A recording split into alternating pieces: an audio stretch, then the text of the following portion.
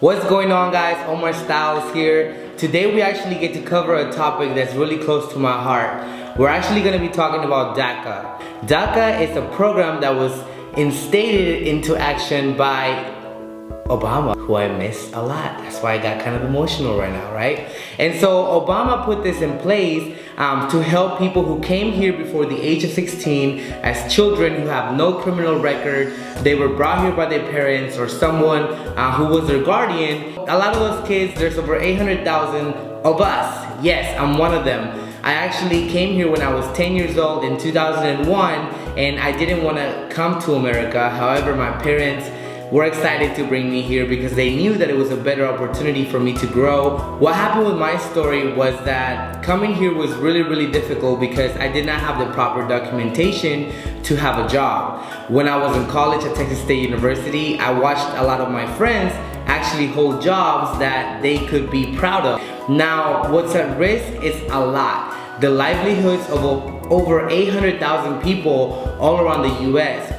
These kids are depending on a social security and a driver's license to be regular US people. That's all they know. I mean, think about it this way.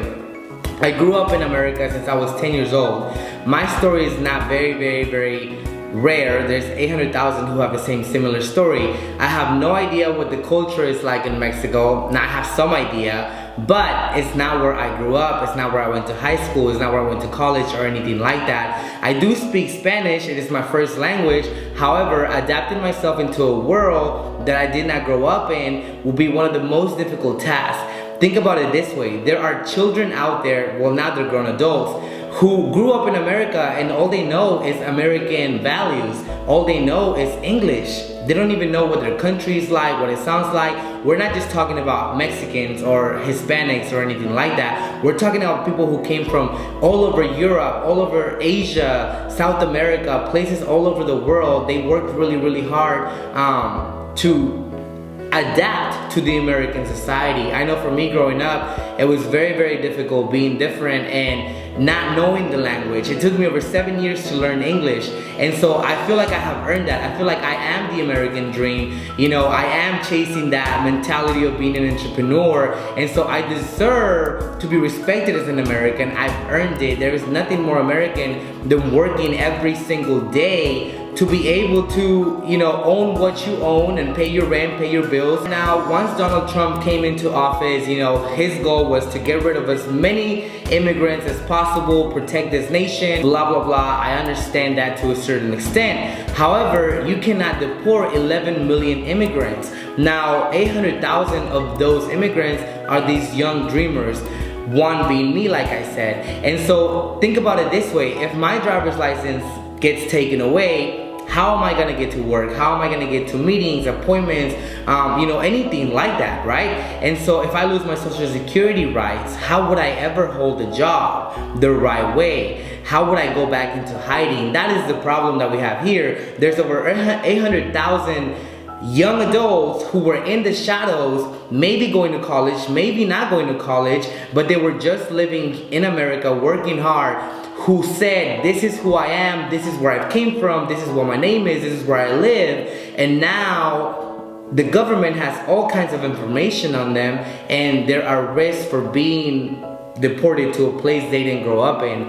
Now, it wasn't our choice to come here. It wasn't our decision to come here. We are grateful to be here. There's people that are fighting every single day all around the world to make it to this great land of opportunity. Now, unfortunately, we have someone in the White House who's not a people person.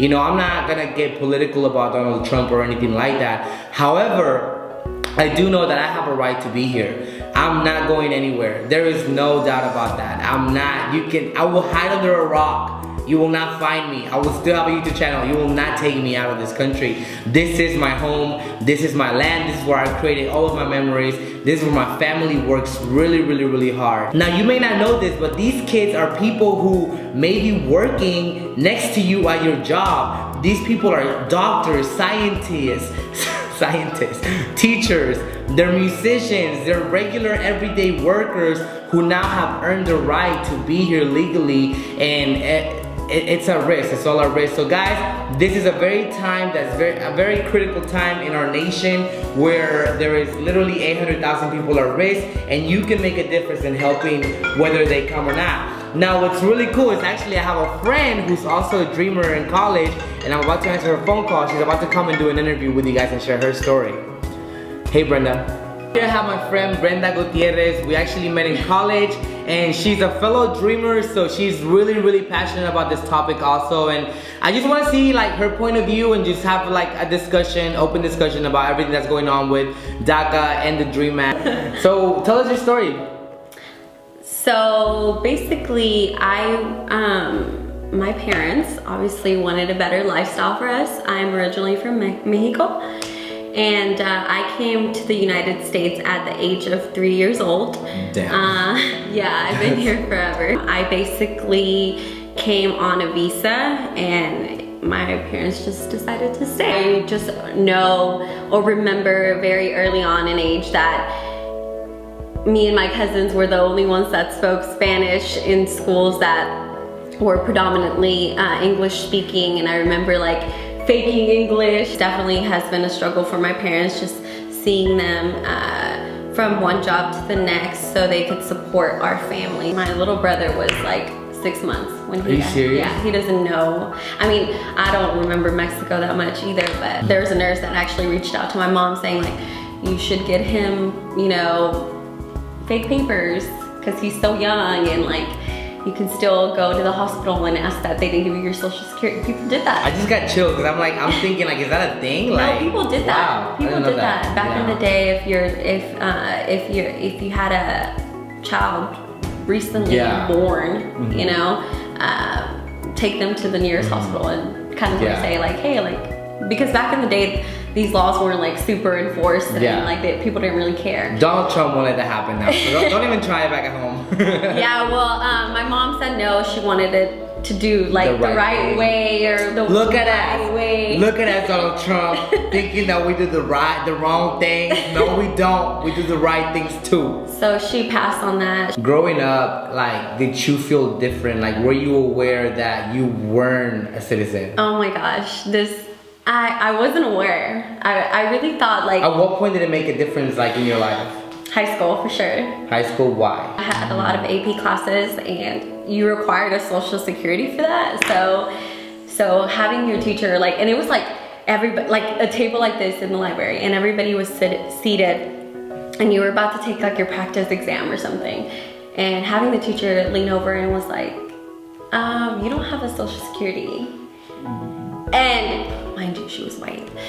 Not that that matters, but it does, Donald Trump. No, but yeah, kind of like, you know, you just don't think about stuff like that when you're a child, and I don't know, like people started getting licenses, and then I asked my mom like, why can I get a job? Like I saw people getting jobs, and it was just a really weird. No, I know what you mean. For me, like when I was in high school, I needed a job because I wanted to have a phone, I wanted to do things, and so the only place I could work was McDonald's.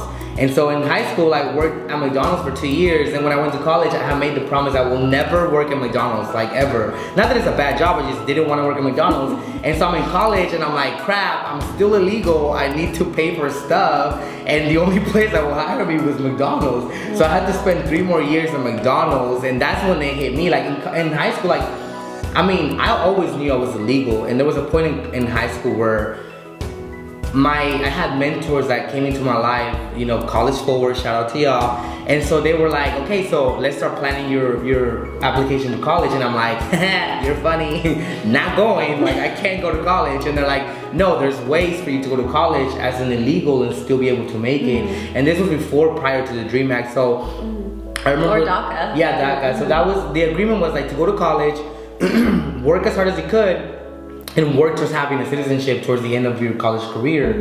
And so thank God DACA came out or whatever, but that's the first time that I really remember realizing like, oh crap, like I'm illegal. And then of course that was super reinforced in college because you have all these friends that are able to go and get cars in college and go get jobs, and I'm over here like, hey, can I get a ride? Do you have gas money? Not really, like, you know what I'm saying? Like, it got to the point where like you started to really feel different. Also applying to college, like I was so embarrassed also to say like I don't have a social security. And so one time I literally, it was so I remember we had a college center and I went because they called me and they were like, look, you really need to apply, you have, you know, this and that. And they were like, do you have your social security? Call your mom. And I was like, you know what, like I'm not feeling too well today. Like I just like literally left because I didn't want to feel that pressure. And so I literally asked, thank God for Hispanic, at the time I was in a program called Hispanic Mother-Daughter. Now it's called Con Mi Madre, which helps Latina women get into college, and I got a scholarship from them as well. So shout out to them. I literally went another direction to try to help, find help to get into college, because I didn't want to do it like, I didn't want anyone to like know or, you know, put that, shine that light on. I don't know if, you know, we're still living in the shadows, I guess, at that time. I mean, I always knew I was not from here, but I just didn't know the whole like process of like getting a job, getting a license, nothing like that. It just didn't ever occur to me, I guess. It didn't make you think that eventually as an adult, you're gonna have like to encounter a bunch of obstacles. Yes. But you know what I like about the fact that we had all these obstacles was like, it made us kind of like really like super smart, genius, like adults, because we had to figure it out. Like I have friends that tell me like, the thing that I love about you is like, when you have an obstacle, no matter what it is, you find a way to jump it. You find a way to get through it. And there's been times in my life where like, you know, life gets hard for everyone. I start to remember like, okay, you're the guy that went to college and was like illegal at the time, and you had all these obstacles and you stuck it out. And you like, what's a risk for you right now with everything going on? I guess we don't have the same privilege as other people do. Like you and me, we both like to travel. We like to do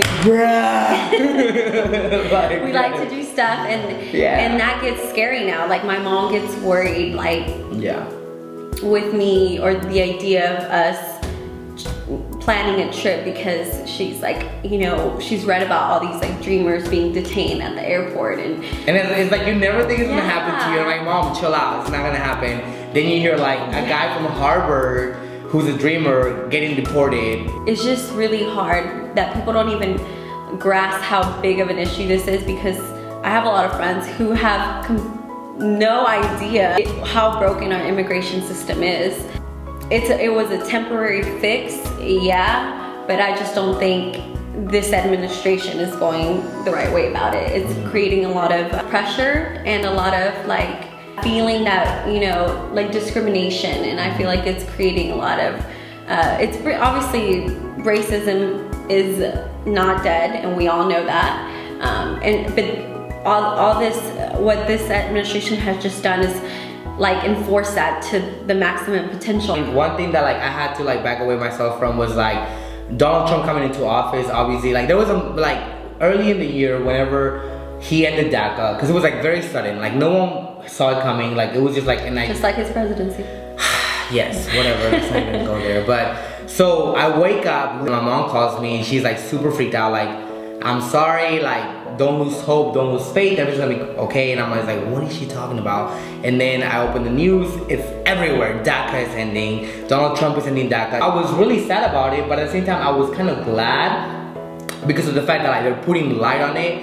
Meaning that like now you have owners like, you know, Mark Zuckerberg, you know, the owner of Facebook. You have CEOs from like all kinds of big major companies who have some of these 800,000 dreamers working in their facilities. There are people who are dreamers who are scientists, doctors, lawyers, everyday workers, it doesn't matter, but people who are making a difference, you know, contributing to the economy. And so it's getting so much light on it where people are hearing about it. It makes it really difficult. Like for me growing up, it was really difficult to feel like I was being accepted by the white society as a mass. You know what I'm saying? Because you have the history books telling you like, oh, white people did this to this minority, and to this minority they did this other thing, and then they slaughter all these other Indians. You know, let's not get into detail, but it just makes you feel like, why do all these historic events make a minority feel like they're superior? You know what I'm saying? So like, when you have a guy like Donald Trump, who is not a people person, yeah, he may be a great businessman, whatever, but he's not a but he's not a business, like a people person, and he doesn't know how to communicate with people and how to treat people, especially people who are different from who he is. It does frustrate, I think, a lot of people. You know what I'm saying? And so like, I had to stop watching the news. I had to stop looking at tweets, memes, turning on the radio. I had to stop because I was depressed. I was like in this bubble where I did not want to talk to anybody. I don't want to do anything. All I was doing, I was hanging on to whatever news source was coming out about what was going to happen next.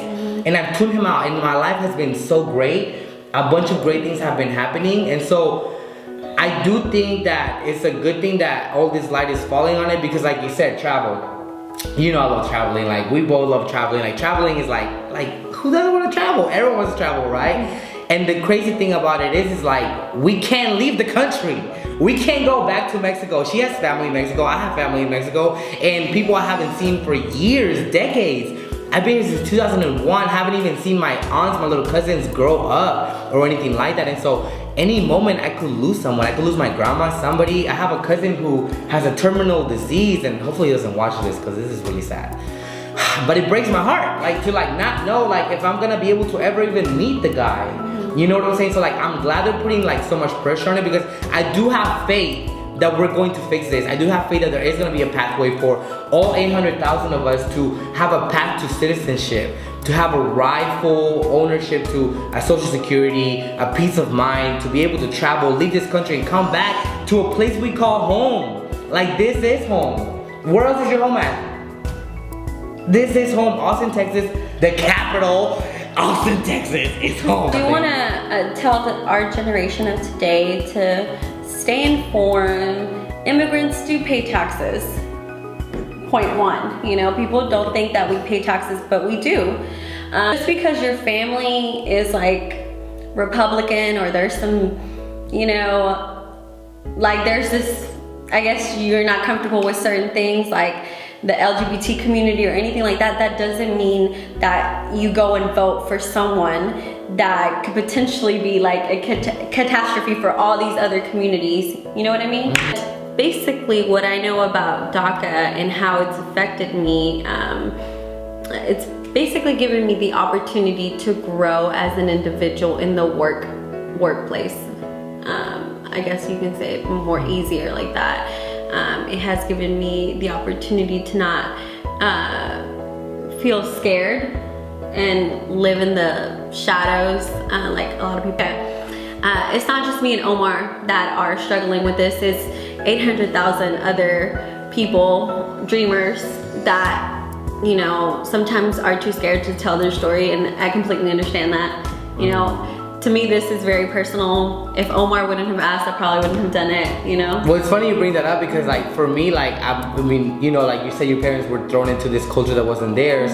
You know, they had to adapt, they had to, you know, still keep their true selves. And for me, like, growing up, I always try to adapt and like Americanize myself. So I've never been like super proud to say I'm a Daca recipient, I'm a dreamer, you know, I'm illegal, because, you know, you are scared, you are in the shadows, you're trying to be Americanized. But the fact that like all these people are putting so much light into it, all these people are like supporting it, you know, like, it's like, and oh shoot, I am a dreamer. Yeah, I've been that this whole time, and it's like, you're proud of it, you know? Yeah, and then people are like, well, why don't you do it the right way? Because there is no right way. Like, what, you want me to go get married to someone that, like, you know? For like, use them? No, like, I just don't believe in that. Yeah, I definitely know people who like, they've gotten married to get their, you know, status fixed from being a dreamer into being like a full citizen. And I'm not gonna lie, like, I've thought about it, you know, like, I could marry a girl, I could marry a guy, you know, one would be fake, one might be fake too, you know, like, I'm nowhere near a point in my life where I want to take that action. So like, I want to be true to myself, I want to be true to my country. And so I'm not about to BS it, and so this Dream Act needs to get fixed. I'm just glad, like Omar said, that this issue is given a lot of light to it, because it is something that you know, Barack Obama had to deal with. It's been that way for years, because there hasn't been a clear path to citizenship in this country. And that's what people don't understand. People come because they see America as a bright future, and not a lot of people understand that. Like everyone in America are immigrants except for Native Americans. Like, why can't people get that through their heads? I just don't get it. It's denial, you know? It's like not wanting to come out of the closet of who you really are as a country. Like, we're not perfect, you know? America's not perfect, and as hard as it is to accept that and to realize that, you know, we've made a lot of mistakes as a country. It's like, it's time to be vulnerable. It's time to be vulnerable as a country and say, this is all the things that we've done wrong. These are all the things we're working to fix. You know, so who knows? This could be a blessing in disguise. You know, the Dream Act being at risk, hanging on literally like a thread. It could be a disguise to not just pull out on this, but as you mentioned when we were off camera, not just help the dreamers 800,000 deep, you know, but the 11 million other immigrants that are affecting this economy in a positive way, that if they were to be deported, which is completely impossible, are making a difference in a positive direction. Like, yeah, you can get stuck in the old saying like, well, why did they come here? They broke the law, blah, blah, blah, blah, blah. The thing is like, okay, so what? It is done. It is, what can we do now to move forward as a country? So, and I do want to just say, DACA and the Dream Act do go hand in hand, but they're different. DACA is a temporary form of, I guess, relief for dreamers, whereas the Dream Act is a permanent pathway to citizenship. So yeah.